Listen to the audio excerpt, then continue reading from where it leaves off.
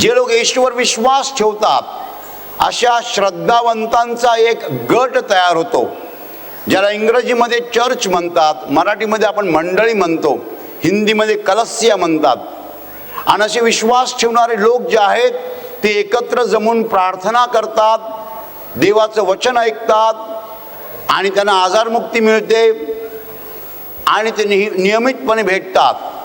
आम्ही केलेलं कार्य तुम्ही निष्फळ होऊ देऊ नका, तर त्याचं पूर्ण प्रतिफळ तुम्हाला मिळावं म्हणून खबरदारी घ्या. आम्ही तुम्हाला जिवंत देवाशी कनेक्ट केलेलं आहे, हे आमचं काम आहे, हे आम्ही केलेलं आहे काम. आता तुमचा थेट जिवंत देवाशी संबंध आहे, मध्ये कोणी नाही आहे. देवाचा पुत्र येशू ख्रिस्त याच्याद्वारे तुम्ही जिवंत देवाशी कनेक्टेड आहात. आम्ही जे कार्य केलेलं आहे ते कार्य जे आहे त्याला फळ आलं पाहिजे. जसं एखाद्या चिकूच्या झाडाला चिकूच चिकू असतात, लिंबूच्या झाडाला लिंबूच लिंबू असतात, पूर्ण झाड फळांनी भरलेलं असतं, तसं तुमच्या जीवनाला फळ आलं पाहिजे.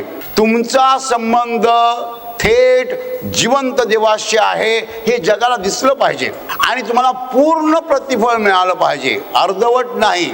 तुम्ही जर येशूवर विश्वास ठेवलेला आहे तर येशूकडनं आणि जिवंत देवाकडनं तुम्हाला सगळं मिळालं पाहिजे, पूर्ण प्रतिफळ मिळालं पाहिजे.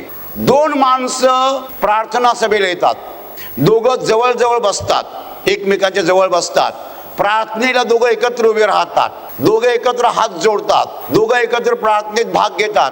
5 वर्षांनी चित्र असं असतं, 5 वर्षांनी त्याच्यात एक जो आहे तो प्रार्थनेला येत राहतो आणि दुसरा जो आहे तो एक प्रार्थना ग्रुप काढतो आणि त्याच्याकडे पुष्कळ लोक प्रार्थनेला येतात. तो लोकांच्या डोक्यावर हात ठेवून प्रार्थना करतो, लोक बरे होतात. आणि हा जो प्रार्थनेला येतो तो लीडरला सांगतो माझा डावा पाय दुखतो, प्रार्थना करा ना. मग त्या लीडरने प्रार्थना केली की पुढच्या वेळेला येतो आणि सांगतो माझा डावा पाय बरा झाला पण आता उजवा पाय दुखतो.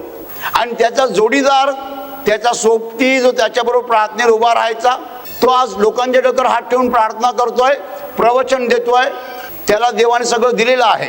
दोघं एकत्र प्रार्थनेला उभे राहत होते, दोघे एकत्र प्रार्थनेत भाग घेत होते, दोघं एकत्र प्रवचन ऐकत होते.